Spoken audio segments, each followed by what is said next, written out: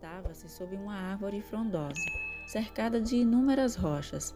Enquanto eu o olhava, ele abriu os olhos e olhou direto para mim. Recuei, mas ele apenas sorriu e me fez um sinal para que eu me aproximasse.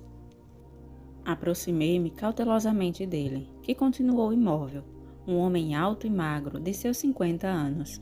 Tinha o cabelo cortado curto e castanho escuro, combinando com os olhos. Parece estar precisando de alguma ajuda, disse, em inglês perfeito.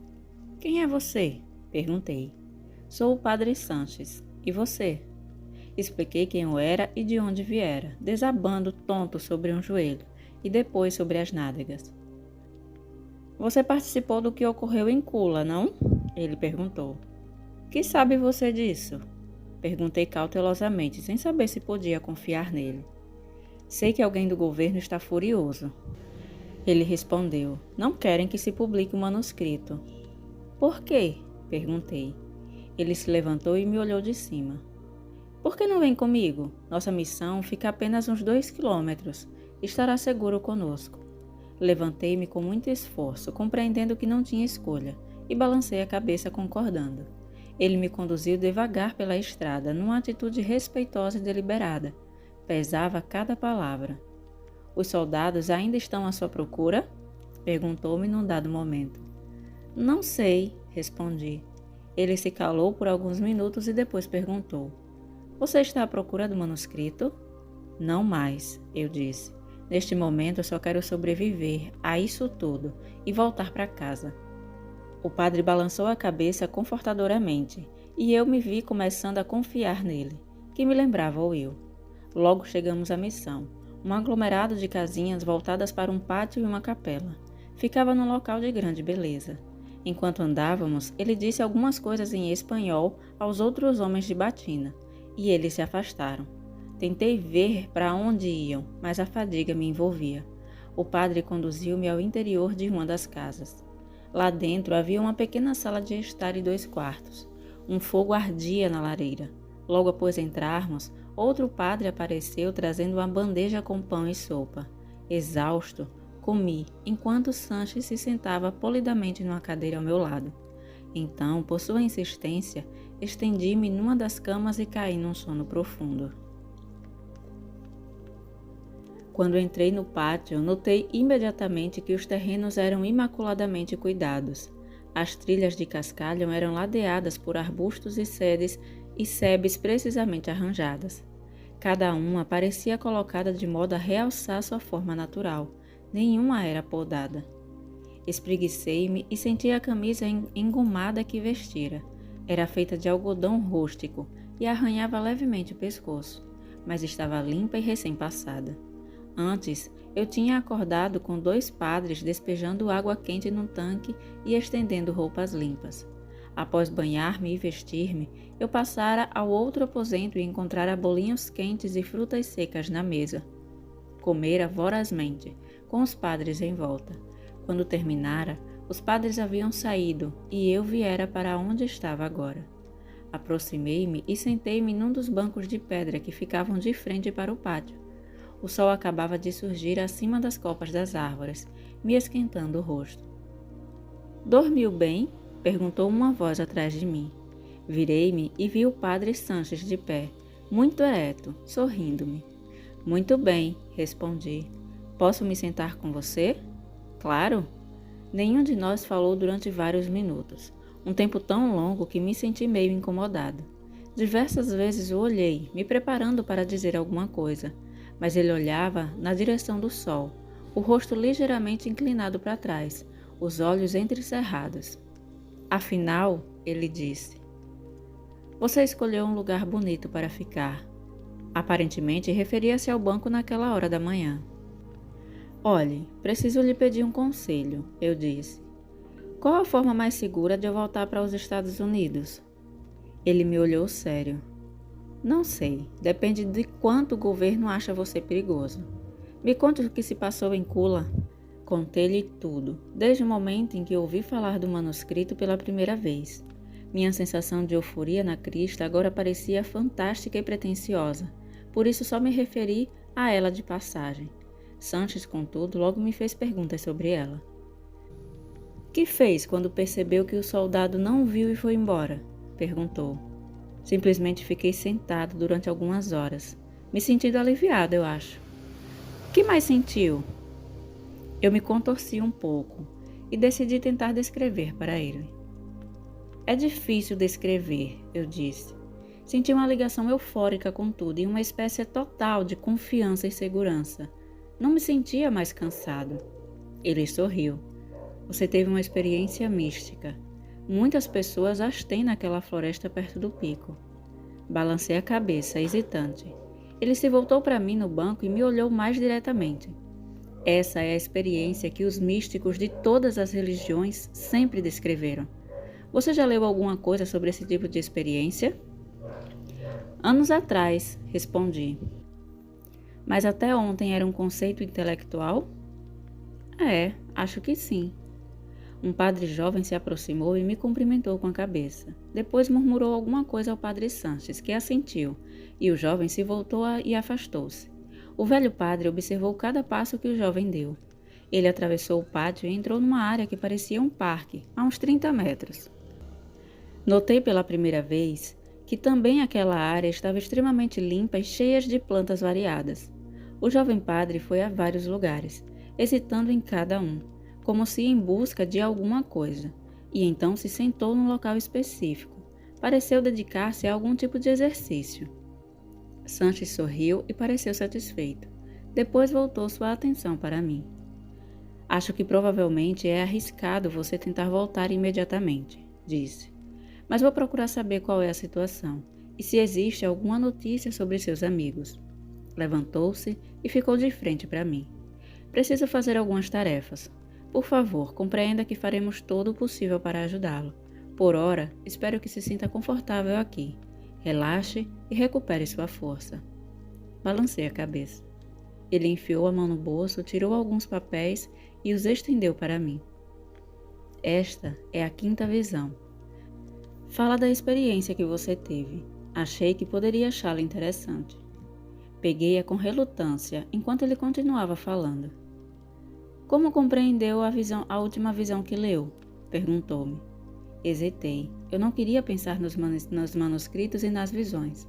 Afinal, eu disse que os seres humanos estão presos num tipo de disputa pela energia um do outro. Quando conseguimos que os outros aqueçam com nossa opinião, eles se identificam conosco e isso puxa a energia deles para nós e nos sentimos mais fortes. Ele sorriu. Portanto, o problema é que todo mundo está tentando dominar e controlar uns aos outros pela energia, porque sentimos que a temos pouco? Certo. Mas há uma solução, outra forma de energia? Isso é o que trata a última visão. Ele balançou a cabeça e entrou com muita determinação na igreja. Por algum tempo fiquei curvado para a frente, apoiando os cotovelos nos joelhos, sem olhar para a tradução. Continuava a sentir relutância. Os acontecimentos das 2 últimas noites haviam arrefecido meu entusiasmo, e eu preferia, em vez disso, pensar em como ia voltar para os Estados Unidos. Depois, na área arborizada à frente da trilha, vi o padre jovem levantar-se e caminhar lentamente para outro lugar, a uns 6 metros de onde estava. Virou-se para mim e sentou-se. Fiquei intrigado com o que ele estaria fazendo. Então me ocorreu que poderia estar se exercitando de alguma forma de alguma coisa dita no manuscrito. Olhei a primeira página e comecei a ler. Descrevia uma nova compreensão do que há muito se chama de consciência mística. Nas últimas décadas do século XX, dizia, essa consciência seria popularizada como uma forma de ser que se podia de fato alcançar, uma forma que fora demonstrada pelos praticantes mais esotéricos de muitas religiões. Para a maioria, essa consciência continuaria sendo um conceito intelectual, apenas motivo para conversas e debates, mas para um número cada vez maior de seres humanos, iria tornar-se comprovadamente real, porque esses indivíduos experimentariam clarões e vislumbres desse estado mental no decorrer de suas vidas. O manuscrito dizia que essa experiência era a chave para um fim do conflito humano no mundo, pois durante ela recebemos energia de outra fonte. uma fonte que acabaremos aprendendo a canalizar à vontade. Parei de ler e olhei mais uma vez para o padre jovem. Ele tinha os olhos abertos e parecia fitar-me. Balancei a cabeça, embora não pudesse distinguir os detalhes de seu rosto. Para minha surpresa, ele respondeu ao aceno e me sorriu de leve. Então se levantou e se dirigiu para minha esquerda, seguindo para a casa dele daquele lado. Evitava meu olhar quando vi atravessar o pátio e entrar na moradia. Ouvi passos atrás de mim. Voltei-me e vi Sanches saindo da igreja. Ele sorria ao se aproximar de mim. Não levou muito tempo. Gostaria de conhecer melhor o lugar? Ele disse. Sim, gostaria. Me fale dessas áreas de estar que vocês têm aqui. Indiquei o lugar onde estivera o jovem padre. Vamos até lá, ele disse. Enquanto passeávamos pelo pátio, Sanches me disse que a missão tinha cerca de 400 anos e fora fundada por um missionário muito singular da Espanha, que achava que a maneira de converter os índios locais era por seus corações e não pela coerção e espada. O método dera certo, prosseguiu Sanches, e em parte devido a esse sucesso e em parte à localização remota, o padre fora deixado em paz seguir seu próprio curso. Nós continuamos a tradição dele de buscar a verdade dentro de nós, disse Sanches. A área de sentar era imaculadamente ajardinada. Derrubara-se cerca de meio acre da densa floresta, e os arbustos e plantas floridas embaixo eram entremeados de trilhas feitas de lisos seixos de rio. Como as do pátio, as plantas ali também eram perfeitamente espaçadas, realçando sua forma singular. Onde gostaria de sentar? Perguntou Sanches. Olhei as opções em volta. À nossa frente havia várias áreas arrumadas, recantos que pareciam completos em si. Todos continham espaços abertos cercados de belas plantas, pedras e árvores maiores de formas variadas. Um deles, à nossa esquerda, onde o jovem padre se sentara por último, tinha mais rochas. Que tal ali? Perguntei. Ele concordou e fomos até lá e nos sentamos. Sanches inspirou fundo durante vários minutos e depois me olhou.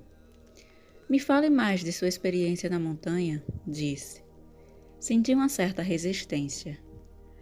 Não sei mais o que dizer sobre ela, não durou. O padre me olhou com severidade. O simples fato de ter acabado quando você voltou a ter medo não nega a importância dela, não acha? Talvez seja uma coisa a ser reconquistada. Talvez, eu disse, mas é difícil para mim me concentrar numa sensação cósmica quando tem gente tentando me matar. Ele riu e me olhou com simpatia. Vocês estão estudando um manuscrito aqui na missão? Perguntei. Sim, respondeu. Ensinamos os outros a buscarem o tipo de experiência que você teve na montanha. Você gostaria de recuperar um pouco daquela sensação, não? Uma voz vinda do pátio interrompeu. Um padre chamava Sanches. O velho se desculpou, dirigiu-se ao pátio e conversou com o padre que o tinha chamado.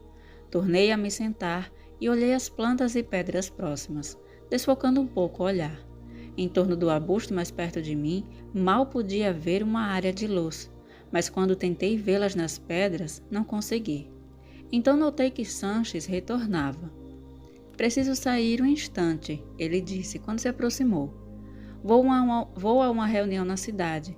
Assim talvez consiga obter alguma informação sobre seus amigos, ou pelo menos saber se é seguro você viajar. Ótimo, eu disse. Volta hoje? Acho que não. É mais provável amanhã de manhã. Devo ter me mostrado inseguro, pois ele chegou mais perto e pôs a mão em meu ombro. Não se preocupe, está seguro aqui. Por favor, sinta-se em casa, dê uma olhada por aí.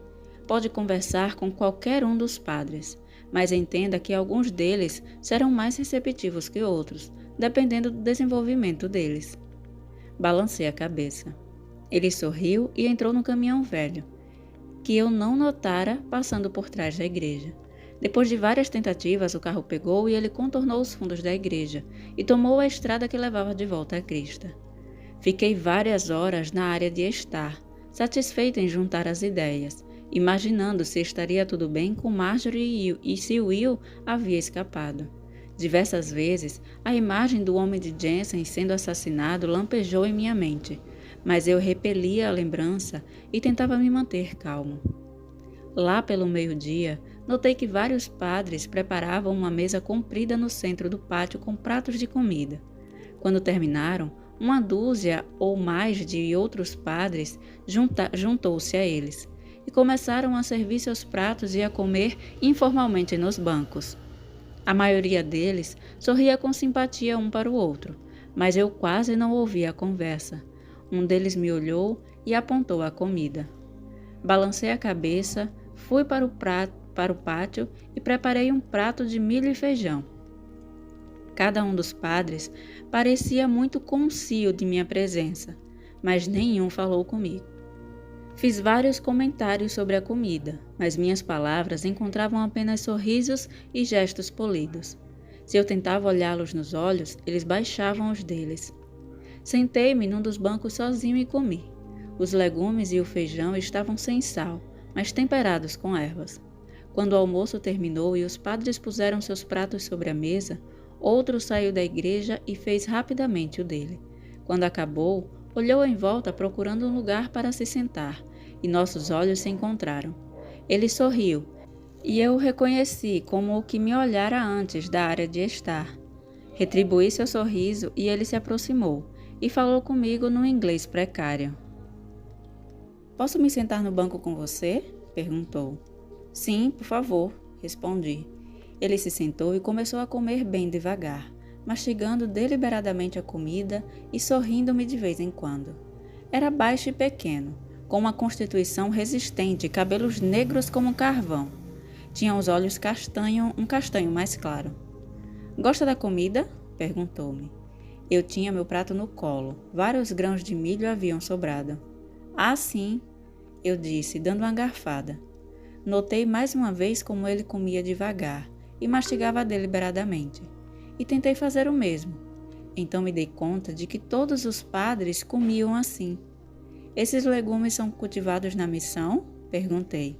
Ele hesitou antes de responder, mastigando lentamente. "Sim, a comida é muito importante." "Você medita com as plantas?" perguntei. Ele me olhou com visível surpresa. "Você leu o manuscrito?" perguntou. "Sim, as 4 primeiras visões." "Cultivou alimentos?" perguntou. "Ah, não. Estou só começando a aprender isso." "Você vê campos de energia?" "Sim, às vezes." Ficamos sentados em silêncio por alguns minutos, enquanto ele dava várias outras garfadas com cuidado. "Comida é a primeira forma da gente ganhar energia." Balancei a cabeça. "Mas para absorver toda a energia da comida, ela tem de ser apreciada e..." Pareceu fazer uma esforção para encontrar a palavra inglesa certa. "Saboreada", disse afinal. "O paladar é a porta de entrada. Você tem de apreciar o sabor. Este é o motivo pelo qual a gente reza antes de comer. Não se trata só de agradecer, mas fazer do ato de comer uma experiência sagrada, para que a energia da comida penetre em você." Olhou-me fixo como para ver se eu entendera. Assenti sem nenhum comentário. Ele pareceu pensativo. O que me dizia, calculei, era que aquele tipo de apreciação deliberada da comida era o verdadeiro sentido por trás do hábito religioso normal de dar graças, sendo a consequência uma absorção mais alta de energia da comida. "Mas a ingestão de comida é só o primeiro passo", ele disse. "Depois de aumentar a energia dessa forma, você se torna mais sensível à energia em tudo e aprende a absorvê-la sem comer nada." Balancei a cabeça concordando. "Tudo em volta de nós", continuou, "tem energia. Mas cada coisa tem sua forma própria especial. Por isso é que alguns lugares desenvolvem mais energia que outros. Depende de como a forma da gente se adapta à energia do lugar." "Então era isso que você dizia ali mais cedo?" Ele pareceu satisfeito. "Sim." "Como faz isso?" perguntei. "A gente tem de estar aberto, se ligar, usar o senso de apreciação, como nos campos visuais. Mas a gente dá esse passo a mais para ter a sensação de estar pleno." Não sei se entendi o que disse. Ele franziu um senho para minha estupidez. Gostaria de voltar à área de estar? Eu posso lhe mostrar. Tudo bem, respondi. Por que não? Seguiu, atravessando o pátio de volta à área de estar. Quando chegamos, ele parou e olhou em redor, como se inspecionasse o local em busca de alguma coisa. Ali, disse, apontando um local na borda da mata fechada. Seguimos a trilha que atravessava as árvores e o mato. Ele escolheu um ponto diante de uma grande árvore que se erguia de um monte de pedras, de um modo que seu tronco imenso parecia encarapitado em cima das rochas. As raízes enrolavam-se em volta e por entre as rochas, e por entre as pedras, antes de atingir afinal o solo. Uma espécie de arbusto florido brotava em semicírculos diante da árvore, e detectei um estranho cheiro adocicado que vinha das flores amarelas do arbusto. A mata fechada oferecia um fundo de compacta superfície verde. O padre me mandou sentar num lugar claro em meio aos arbustos, diante da árvore engrinaldada. Sentou-se ao meu lado. Acha essa árvore bonita? Perguntou. Sim. Então o Sinta parecia esforçar-se mais uma vez para encontrar a palavra. Pensou um momento e perguntou. Padre Sanches me disse que você teve uma experiência na crista. Consegue se lembrar como foi? Eu me senti leve, seguro e ligado. Como ligado? É difícil descrever, como se toda a paisagem fizesse parte de mim. Mas qual era a sensação? Pensei um minuto. Qual era a sensação? Então consegui lembrar. Amor, respondi. Acho que senti amor por tudo. Sim, é isso mesmo. Sinta por essa árvore. Ei, espera aí, protestei. Amor é uma coisa que simplesmente acontece. Não posso me forçar a amar uma coisa. Você não se força a amar, ele explicou, mas deixa que o amor lhe penetre. Mas para fazer isso, você tem de pôr a mente em posição, lembrando como era a sensação e tentando senti-la mais uma vez. Olhei a árvore e tentei recordar a emoção na crista. Aos poucos, comecei a admirar sua forma e presença. Minha apreciação aumentou, até eu sentir, na verdade, uma emoção de amor. A sensação era exatamente a mesma que recordo ter sentido quando criança por minha mãe, e a de quando jovem pela menina especial que era objeto do meu amor de criança. Contudo, embora estivesse contemplando a árvore, esse amor em particular existia como uma sensação de fundo. Senti amor por tudo. O padre afastou-se em silêncio vários passos e voltou a me olhar intensamente. Muito bom, disse. Você está aceitando a energia. Notei que tinha os olhos ligeiramente fora de foco. Como você sabe? Perguntei. Porque vejo seu campo de energia aumentando. Fechei os olhos e tentei encontrar os sentimentos intensos que adquira na crista, mas não consegui repetir a experiência. O que eu sentia tinha a mesma intensidade, mas era em menor grau que antes. O fracasso me frustrou. O que aconteceu? Sua energia decresceu, ele perguntou. Não sei, simplesmente não consigo com tanta intensidade quanto antes. Ele me olhou, a princípio divertido, depois com impaciência. O que você sentiu na montanha foi uma dádiva, uma abertura, uma visão de um caminho novo. Agora precisa aprender a conseguir essa experiência por si mesmo, um pouco de cada vez. Recuou mais um passo e tornou a me olhar. Agora tente mais uma vez. Fechei os olhos e tentei sentir profundamente. A emoção acabou por me tomar de novo. Permaneci com ela, tentando intensificar a sensação com pequenos aumentos. Focalizei os olhos na árvore. Isso é muito bom, ele disse de repente. Você está recebendo energia e passando-a para a árvore. Olhei-o diretamente. Eu a estou devolvendo à árvore? Quando a gente aprecia a beleza e o aspecto único das coisas, ele explicou, recebe energia. Quando chega a um nível em que sente amor, pode então mandar energia de volta. É só desejar. Durante um longo tempo fiquei ali, sentado com a árvore. Quanto mais concentrava minha atenção nela e admirava sua cor e forma, mais amor parecia adquirir em geral. Uma experiência incomum. Imaginei minha energia fluindo e inundando a árvore, mas não conseguia ver isso. Sem mudar o foco, notei o padre levantar-se e começar a afastar-se. Que aparência tem quando eu devolvo a energia à árvore? Perguntei. Ele descreveu a percepção em detalhes, e eu reconheci como o mesmo fenômeno que presenciara com Sara, quando Sara projetava energia para o filodendro enviciente. Embora ela tivesse conseguido, aparentemente não tinha consciência de que era necessário um estado de amor para que ocorresse a projeção. Devia estar adquirindo-a naturalmente, sem perceber. O padre desceu para o pátio e saiu do meu campo visual. Eu continuei na área de estar até o crepúsculo.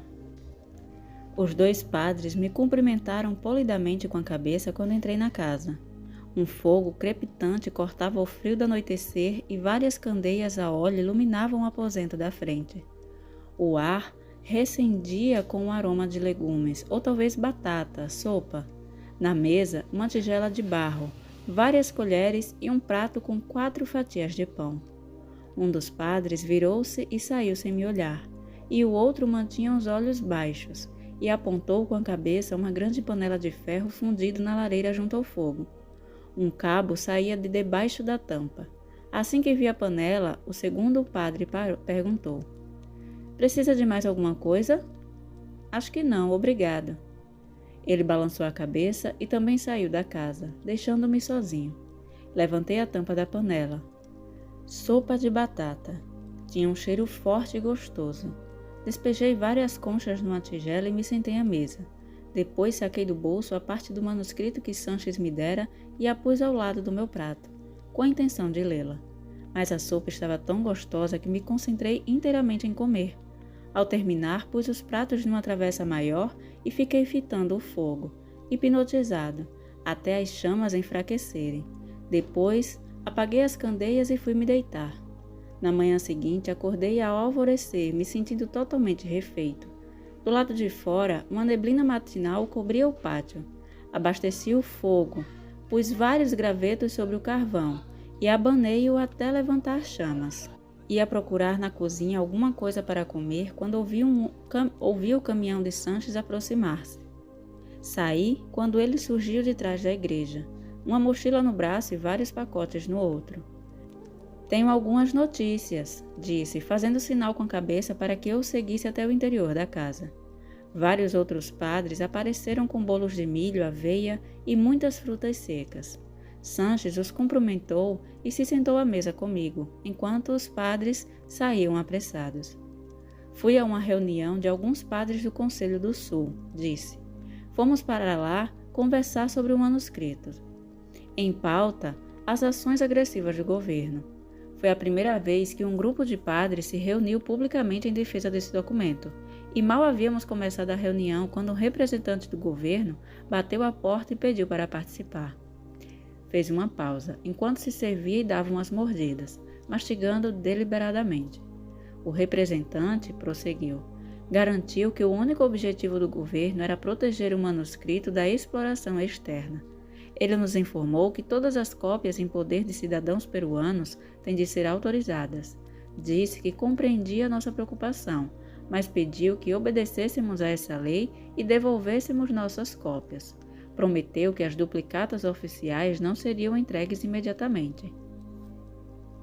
"Vocês devolveram?" perguntei. "Claro que não." Comemos calado durante alguns minutos. Eu tentava mastigar demais, para apreciar o sabor. Perguntamos sobre a violência em Kula, continuou Sanches. E ele disse que tinha sido uma reação necessária contra um homem chamado Jensen, que vários dos homens dele eram agentes armados de outro país. Disse que planejavam encontrar e roubar a parte não descoberta do manuscrito e retirá-la do Peru, e, portanto, o governo não teve outra opção senão prendê-lo. Vocês acreditaram no homem do governo?" "Não." Depois que ele saiu, continuamos a reunião.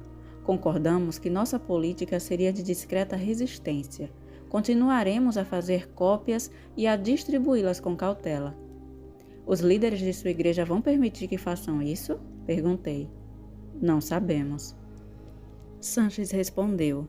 Os velhos da igreja desaprovam o manuscrito, mas até agora não investigaram seriamente quem está envolvido com ele.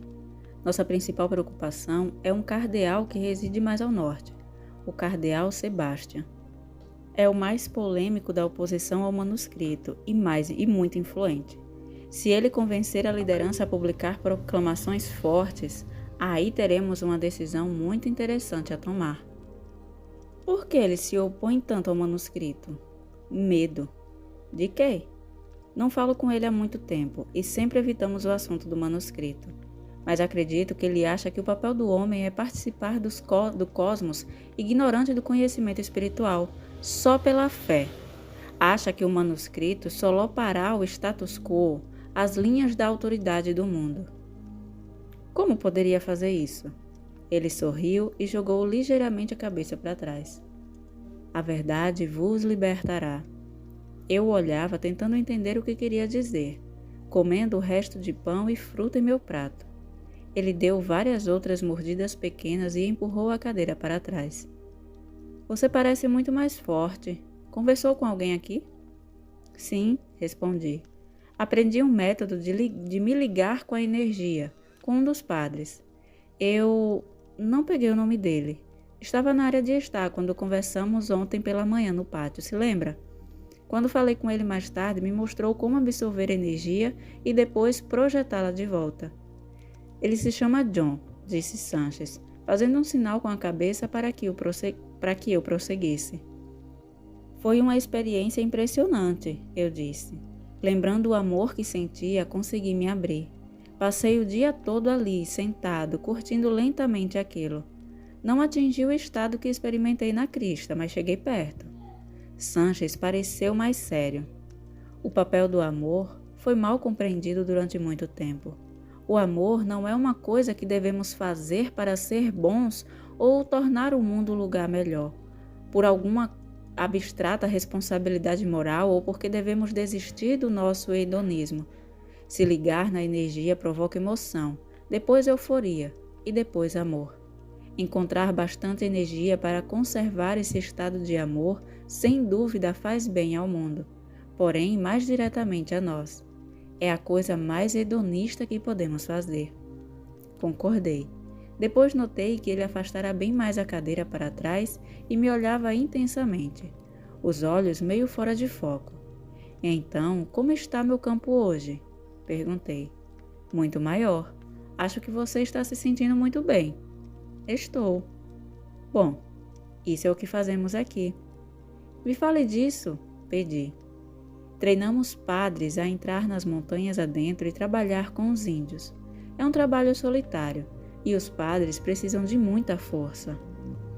Todos os homens aqui foram tirados completamente e todos têm uma coisa em comum.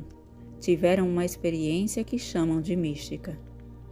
Eu estudo esse tipo de experiência há muitos anos, ainda antes da descoberta do manuscrito, e acredito que quando alguém já passou por uma experiência mística, fica muito mais fácil retornar a esse estado e aumentar o nível de energia pessoal. Outros também podem entrar em contato com ela, mas isso exige mais tempo. Qual o aspecto do campo de energia de uma pessoa quando isso ocorre? Aumenta em extensão e muda ligeiramente de cor. Que cor? Em geral, de um branco baço para esverdeado e azulado. Mas o mais importante é que se expande. Por exemplo, durante seu encontro místico no pico da montanha, sua energia se projetou em todo o universo. Em essência, você se ligou e extraiu energia de todo o cosmos. E em troca, sua energia se expandiu para abranger tudo, em toda parte. Consegue lembrar a sensação? Sim. Senti como se todo o universo fosse meu corpo e eu apenas a cabeça, ou, talvez com mais exatidão, os olhos. E, ele concordou, e naquele momento seu campo de energia e o do universo eram um só. O universo era o seu corpo.